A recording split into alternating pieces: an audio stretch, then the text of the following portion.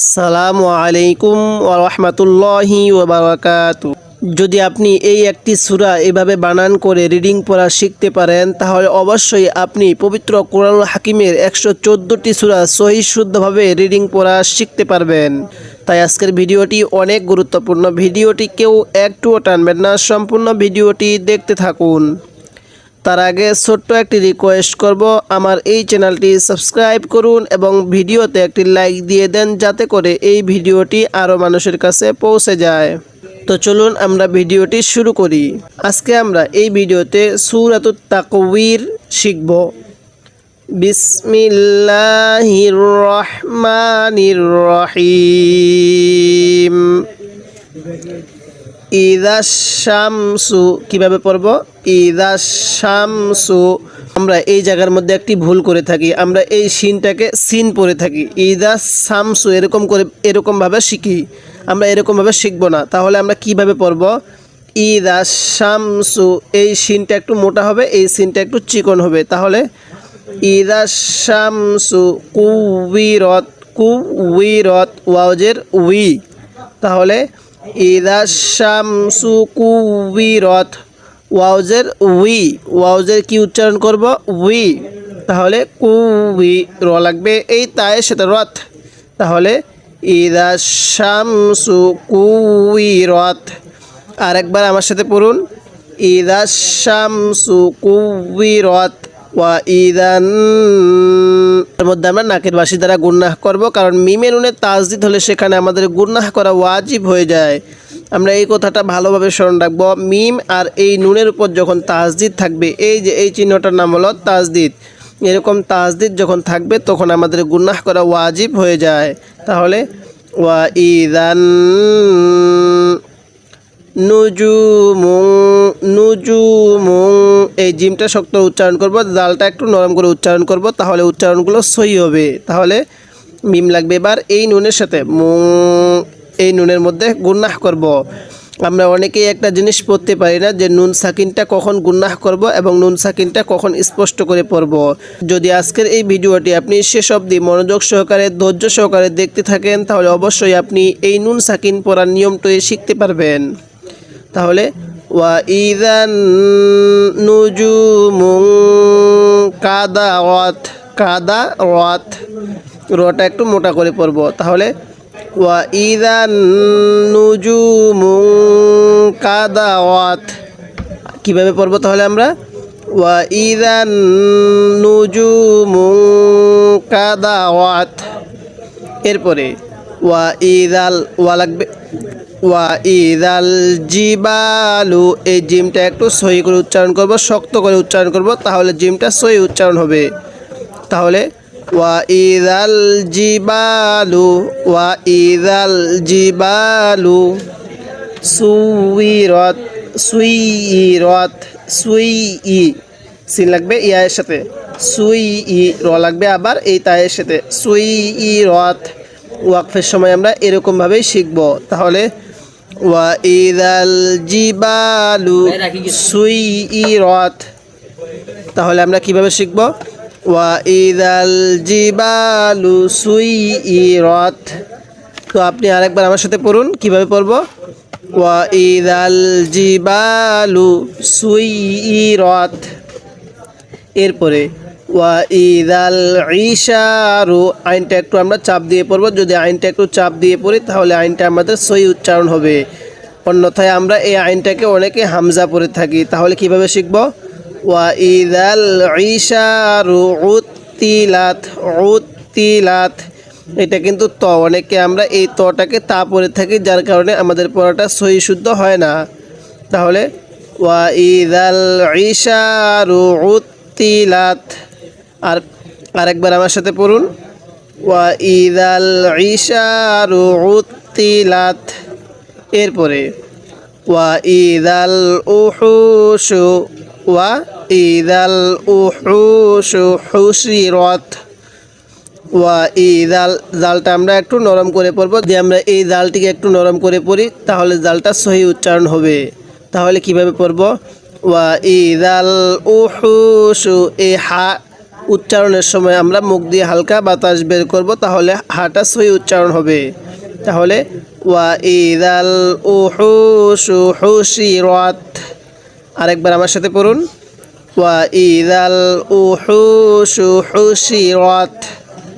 এরপরে ওয়া ইদাল বিহারু বিহারু, তাহলে ওয়া ইদাল বিহারু সুজ্জিরাত।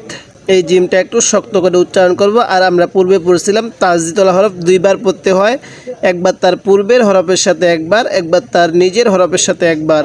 তাহলে সুজ্জিরাত, অনেকেই র তাজবর রাত পড়ি, র জবর রা পড়ি, এরকমভাবে পড়ব না। তাহলে কিভাবে পড়ব? ওয়া ইদাল বিহারু সুজ্জিরাত। এরপরে ওয়া ইদান, তো এবার আপনি বলবেন এই নুনের মধ্যে গুনাহ করা ওয়াজিব কিনা। হ্যাঁ, এই নুনের মধ্যে আমাদের গুনাহ করা ওয়াজিব, কারণ মিম এবং নুনের উপর তাসদিদ হলে সেখানে আমাদের গুনাহ করা ওয়াজিব হয়ে যায়। তাহলে ওয়া ইদান নুফুসু জুউইজাত, জুউইজাত কিভাবে পড়ব? ওয়া ইদান নুফুসু জুউইজাত। যদি আপনি এরকমভাবে 30 নং পারার প্রত্যেকটি সূরা শিখতে পারেন, তাহলে আপনি পবিত্র কোরআনুল হাকিমের 114টি সূরা সহি শুদ্ধভাবে রিডিং করা শিখতে পারবেন। যারা আমার পূর্বের সেই পর্বগুলো দেখেন নাই, সূরাতুন নাবা, সূরা নাজিআত, সূরা আবাসা, এই পর্বগুলো যারা দেখেন নাই, আমি ডেসক্রিপশনে লিংক দিয়ে দিছি, আপনি সেখান থেকে গিয়ে সিরিয়াল মতে দেখে আসুন। ওয়া ইদাল মাউ উ, এই হামজায়ের মধ্যে আমরা এক আলিফ টান দিব, কারণ খারাজ জবর খারাজের উল্টা পেশ হলে সেখানে আমাদের এক আলিফ টানতে হয়। তাহলে এই চিহ্নটার নাম হলো উল্টা পেশ। তো আমরা কি করব? এই জায়গার মধ্যে আমরা এক আলিফ টান দিব। কিভাবে টান দিব? ওয়া ইদাল মাউ উ, মাউ উ, এরকমভাবে টান দিব। দাতু সুইলাত, তাহলে ওয়া ইদাল মাউ উ দাতু সুইলাত। আরেকবার আমার সাথে পড়ুন, ওয়া ইদাল মাউ উ দাতু সুইলাত। বিআই যামবিং, এই দাল লাগবে এই মিমের সাথে, এই নুন সাকিনের সাথে লাগবে না। তাহলে দাল লাগবে এই মিমের সাথে, যাম। অনেকে আমরা এই ছোট্ট মিমটি পড়তে পারি না, যখন আয়াতের শুরুতে বা আয়াতের মাঝখানে এরকম আমরা একটা ছোট্ট মিম পাই, তখন আমরা পড়তে পারি না। যদি আজকের এই ভিডিওটি আপনি দেখেন, তাহলে অবশ্যই আপনি এই মিম সাকিনটা কিভাবে পড়বেন একেবারে সহজ নিয়মে আমি আপনাকে শিখিয়ে দিব। তাহলে দাল লাগবে এই মিমের সাথে, যাম। এখন এই মিমের মধ্যে আমরা গুনাহ করব, কারণ মিম সাকিনের পরে বা থাকলে সেখানে আমাদের গুনাহ করতে হয়। তাহলে বিআই ইদাম বিং, নাকের বাসি দ্বারা গুণনা করব, কুতিলাত কুতিলাত। তাহলে বিআই ইদাম বিং কুতিলাত। আরেকবার আমার সাথে পড়ুন, বিআই ইদাম বিং কুতিলাত, এরকমভাবে শিখব। ওয়া ইদাস সুহুফু, ওয়া ইদাস সুহুফু নুশিরাত, নুশিরাত টান দিব না, অনেকেই রত আজব রাত পড়ব, এরকমভাবে পড়ব না। তাহলে ওয়া ইদাস সুহুফু নুশিরাত। আরেকবার আমার সাথে পড়ুন, ওয়া ইদাস সুহুফু নুশিরাত, এরকমভাবে শিখব। ওয়া ইদাস সামাউ, কীভাবে পড়ব? ওয়া ইদাস সামাউ। এই যে খেয়াল রাখবেন, এই মিমের মধ্যে কিন্তু আমরা 4 আলিফ টান দিব, কারণ মিম সাকিনের পরে, কারণ মদের হরফের উপর এরকম মোটা চিহ্ন থাকলে সেখানে আমাদের 4 আলিফ টানতে হবে। এবং স্মরণ রাখবো, মদের হরফের উপর এরকম মোটা চিহ্ন, এরপরে যদি এরকম গোল হামজা থাকে তাহলে সেখানে আমাদের 4 আলিফ টানতে হয়। তাহলে ওয়া ইদাস সামাউ কুশিতাত, কুশিতাত। আমি কিন্তু ত তাজব তত পড়ছি, অনেকেই আমরা এটা ভুল পড়ে থাকি, ত তাজব তাত পড়ি, এরকমভাবে পড়ব না। তাহলে ওয়া ইদাস সামাউ কুশিতাত, এরকমভাবে শিখব। ওয়া ইদাল জাহিমু, ওয়া ইদাল জাহিমু সুইরাত, কীভাবে পড়ব? ওয়াইদাল জাহিমু সুইরত। আরেকবার আমার সাথে পড়ুন, ওয়াইদাল জাহিমু সুইরত। এরকমভাবে শিখব। এরপরে ওয়াইদাল জান্নাতু, জান্নাতু এই নুনের মধ্যে গুন্নাহ করব, তবে টান দিব না। তাহলে ওয়াইদাল জান্নাতু উজলিফাত, উজলিফাত। আরেকবার আমার সাথে পড়ুন, ওয়াইদাল জান্নাতু, জান্নাতু উজলিফাত। এরপরে আলিমাত নাফসুম মা। তো এবার আপনি বলবেন তো আমি এখানে কেন গুন্না করছি? হ্যাঁ, মিমের উপর তাজদিদ আছে, এজন্য আমাদের এখানে গুন্নাহ করা ওয়াজিব হয়ে যায়। এখন মিমের উপরে এই যে একটি চিহ্ন দেখা যাচ্ছে, এই চিহ্নের পরে লম্বা হামজা থাকলে সেখানে আমাদের 3 আলিফ টানতে হবে। তাহলে আলিমাত নাফসুম মা আহদরত, আহদরত এরকমভাবে শিখব। ফালা এরকমভাবে টান দিব। কয় আলিফ টান এবার আপনি বলেন তো দেখি? হ্যাঁ, 3 আলিফ টান দিব। তাহলে ফালা উকসিমু বিল, উকসিমু বিল খুন্নাস। ওয়াকফ করলে কেমনে পড়ব?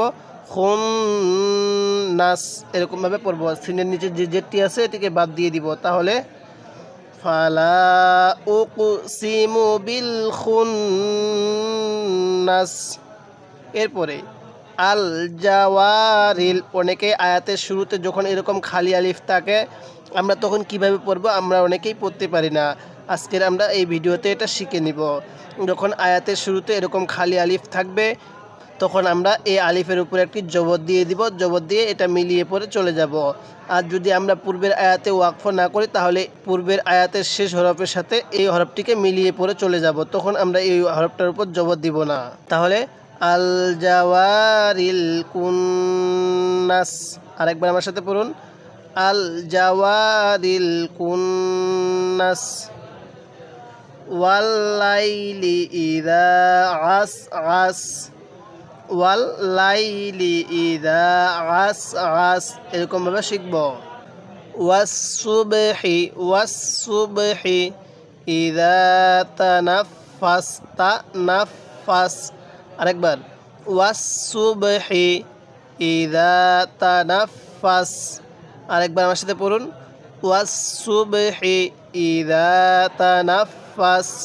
এরপরে ইন্নাহু লাকাউলু, ইন্নাহু লাকাউলু রাসূলিন কারীম।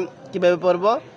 ইন্নাহু লাকাউলু রাসূলিন কারীম যী কুওয়াতিন। কীভাবে পড়ব? যী কুওয়াতিন ইনদা যিল, ইনদা যিল আরশি মাকিন। তাহলে যী কুওয়াতিন ইনদা যিল আরশি মাকিন। ওয়াকফের সময় এই নুনের নিচে যে 2 জের আছে এই 2 জের দুটিকে বাদ দিয়ে দিব। যদি আপনি এরকমভাবে বানান করে অল্প কিছুদিন শিখতে পারেন তাহলে অবশ্যই আপনি দ্রুত সহি শুদ্ধভাবে কোরআনুল হাকিম রিডিং পড়া শিখতে পারবেন।